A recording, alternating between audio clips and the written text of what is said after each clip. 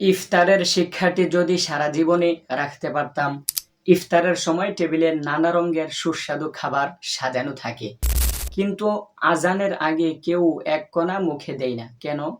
কারণ আমরা জানি আল্লাহ বলেছেন সময় হওয়ার আগেই খেলে রোজা ভঙ্গ হবে। কিন্তু যদি আমরা এভাবেই সব গুনাহ থেকে বেঁচে থাকতাম, যদি হারাম পথে পা বাড়ানোর আগে মনে করতাম আল্লাহ নিষেধ করেছেন, আমি এগোতে পারবো না, যদি মিথ্যা বলার আগে ভাবতাম আল্লাহ শুনছেন, আমি বলবো না, যদি অন্যের হক নষ্ট করার আগে মনে হতো আল্লাহ আমাকে বিচার দিবসে ধরবেন, তাহলে কি জীবনটা বদলে যেত না? ইফতার আমাদের শুধু খাওয়ার শিক্ষা দেয় না, বরং শেখায় আল্লাহর আদেশ মেনে চলতে, হারাম থেকে বেঁচে থাকতে। ইফতারের ধৈর্য যদি জীবনে কাজে লাগাই, তাহলে জান্নাতের দরজাও একদিন আমাদের জন্য খুলে যাবে ইনশাআল্লাহ।